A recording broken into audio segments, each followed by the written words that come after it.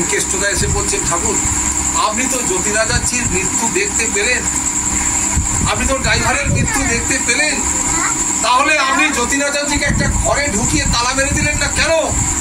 শ্রী শ্রী ঠাকুর বলছেন, আমি পারতাম তালা মেরে দিতে, আমি পারতাম আজকে শেকল দিয়ে ওকে আটকে দিতে, কিন্তু জ্যোতিরাজাজি কালকে কোর্টে গিয়ে মামলায় যদি হেরে যেত আর কিন্তু অনুকূলকে মনে রাখত, আমার প্রতি চিরতরে একটা অশ্রদ্ধা নিয়েই কিন্তু বেঁচে থাকত। তাই বলি, অশ্রদ্ধা নিয়ে বেঁচে থাকাচ্ছে আমার প্রতি ভালোবাসা নিয়ে মরে যাওয়াও কিন্তু ভালো।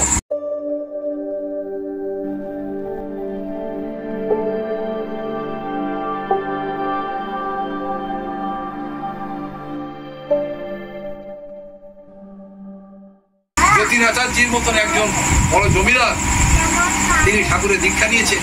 প্রত্যেক সপ্তাহে তিনি শুক্রবার দিন তার বাড়ি থেকে রূপোর থালায়, রূপোর বাটিতে, রূপোর টিফিন কৌটো করে ঠাকুরের জন্য তিনি বহু রকম খাবার করে নিয়ে আসতেন, করে নিয়ে এসে ঠাকুরকে খাওয়াতেন, খাইয়ে দিয়ে আবার তিনি তার মোটর গাড়ি নিয়ে বাড়ি ফিরে যেতেন। তিনি প্রত্যেক সপ্তাহে শুক্রবার দিন আসতেন, ঠাকুরকে খাওয়াতেন এবং শনিবার দিন ভোরবেলা তিনি বেরিয়ে চলে যেতেন। যথারীতি একদিন তিনি খাবার নিয়ে এসেছেন, খাবার নিয়ে এসে ঠাকুরকে বসিয়ে খাইয়ে দিলেন। খাইয়ে টাইয়ে দেওয়ার পর শ্রী শ্রী ঠাকুরকে বলছেন, ঠাকুর আমি আজকে চলে যাচ্ছি। ঠাকুর বলছেন, যতীনদা আজকে না গেলেই নয়। যতীনাচার্যের মতন জমিদারকে ঠাকুর বলছেন, আজকে না গেলেই নয়। শ্রী শ্রী ঠাকুর বললেন, তখন বলছেন, ঠাকুর কালকে আমার কোর্টে মামলা আছে, এই মামলায় যদি আমি তদবির করতে না পারি, মামলা আমার জিত না হয়ে হার হতে পারে ঠাকুর, তাই ভালো করে পেপার টেপার রেডি টেডি করবার জন্যে আজকে আমাকে ফিরে যেতে হবে। ঠাকুর বলছেন, সব ঠিক যতীনদা, আপনি এক কাম করুন, আমার একটা মোটর গাড়ি নিয়ে যান, আপনার মোটর গাড়িটা আমার কাছে রেখে যান। তারপরে বলছেন, ঠাকুর আবার মোটর গাড়ি নিয়ে যাবো আপনার, আবার ফেরত দিতে হবে ঠাকুর। তিনি তার রোজগার দিচ্ছেন আর ঠাকুর একটু একটু করে বাঁধছেন। তারপরে বলছেন, যদি যেতেই আপনাকে হয় তাহলে আপনার ড্রাইভারকে বাঁদিকে বসান, আমার ড্রাইভার চালিয়ে নিয়ে যাবে গাড়িটা। শ্রী শ্রী ঠাকুর বলছেন, যতীনদা বিশ্বাস করতে পারছেন না, ঠাকুরের কথাটাকে ধরতে পারছেন না। তিনি বলেন, ঠাকুর আপনার ড্রাইভার আবার যাবে, আবার আশ্রম আমার বাড়ি থেকে ফিরবে, অনেক হ্যাপা ঠাকুর, এখন তো দুপুর দুপুর হয়েছে, আমি আস্তে আস্তে যেতে পারবো। তিনি যখন চলে যাচ্ছেন, শ্রী শ্রী ঠাকুর তার দিকে তাকালেন। যতীনাচার্য বেরিয়ে চলে গেলেন, ঠাকুরকে প্রণাম করে ঠাকুর উত্তর দিকে তাকিয়ে রইলেন। যতীনদা চলে গেলেন। ঠিক 5 কিলোমিটার যাওয়ার পর দুপুরবেলা ভাত খেয়ে ড্রাইভার চালাচ্ছে, চোখে ঘুম। জানেন, যারা গাড়ি চালান তারা জানেন। এই জন্যে আমি যখন গাড়ি নিয়ে আজকে প্রায় 45 বছর ধরে ঘুরছি, আমি ড্রাইভারের বাঁদিকে বসি। কেন? সারাটা রাত ওকে জাগিয়ে রাখতে হবে, গল্প করতে করতে নিয়ে যেতে হবে, মাঝে মাঝে ওকে নামিয়ে চোখে জলে ছিটে দিতে হয়। এই গাড়ি নিয়ে ত্রিপুরা গেছি, এই গাড়ি নিয়ে আসাম গেছি, এই গাড়ি নিয়ে নর্থ বেঙ্গল গেছি, এই গাড়ি নিয়ে দুর্গাপুর, এদিকে আপনার একদম টাটা, এদিকে হচ্ছে উড়িষ্যা, বালেশ্বর, ভুবনেশ্বর, পুরী, এই গাড়ি নিয়ে ঘুরেছি দিনের পর দিন। কিন্তু ড্রাইভারকে এভাবে জাগিয়ে রাখতে হয়। সেদিন যথারীতি ড্রাইভার ভাত খেয়ে তিনি গাড়িতে উঠেছেন। ঠিক 5 কিলোমিটার যাওয়ার পর তার ভাত ঘুম লেগেছে। 30 সেকেন্ডের জন্য চোখটা বুঝিয়ে ফেলেছেন, মারলেন সরাসরি একটা গাছের মধ্যে। ড্রাইভার মারা গেল, যতীনাচার্য মারা গেলেন। খবরটা হয়ে গেল।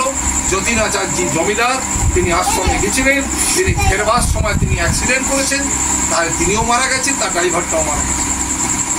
এই খবরটা ঠাকুরের আশ্রমে আসার পরেই ঠাকুরকে বলছেন, ঠাকুর আপনি তো বহুভাবে চেষ্টা করেছিলেন যতীনাচার্যকে বাঁচাতে, আপনি গাড়ি দিতে চেয়েছিলেন, ড্রাইভারটা পরিবর্তন করতে বলেছিলেন, আজকে না গেলে নয় আপনি বলেছিলেন।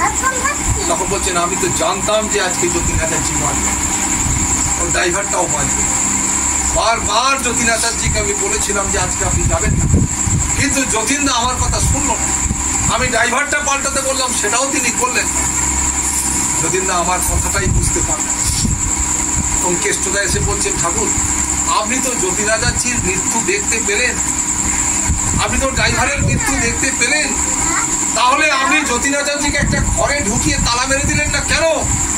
শ্রী শ্রী ঠাকুর বলছেন, আমি পারতাম তালা মেরে দিতে, আমি পারতাম আজকে শেকল দিয়ে ওকে আটকে দিতে, কিন্তু যতীনাচার্য কালকে কোর্টে গিয়ে মামলায় যদি হেরে যেত আর কিন্তু অনুকূলকে মনে রাখত, আমার প্রতি চিরতরে একটা অশ্রদ্ধা নিয়েই কিন্তু বেঁচে থাকত। তাই বলি, অশ্রদ্ধা নিয়ে বেঁচে থাকাচ্ছে আমার প্রতি ভালোবাসা নিয়ে মরে যাওয়াও কিন্তু ভালো।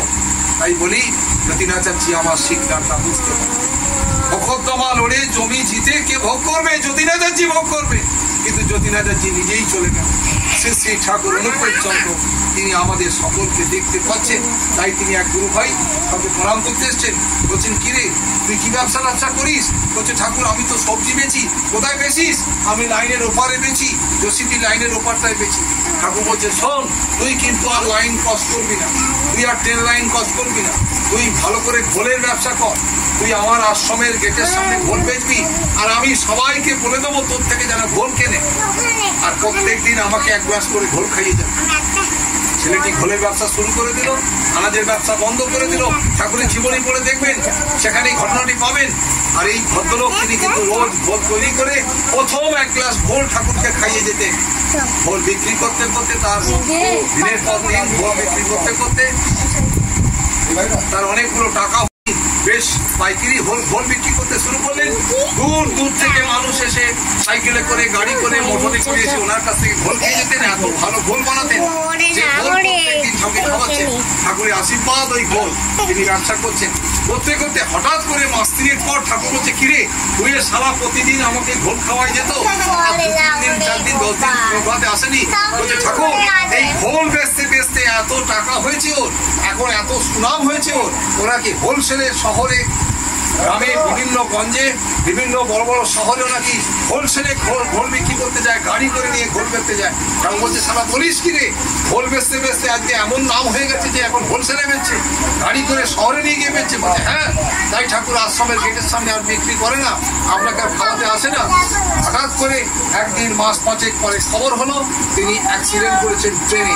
আর অ্যাক্সিডেন্ট করার পর এখান থেকে 2টো পা তার বাদ চলে গেছে। যখন বাদ চলে গেছে এই খবরটা ঠাকুর পেলেন, ঠাকুরের কাছে যখন সবাই মিলে খবর দিলেন, ঠাকুর বলছেন, যেদিন শালাকে জিজ্ঞেস করলাম তুই ব্যবসা কি করিস, কোনো সবজির ব্যবসা। কোথায়? লাইনের ওপারে।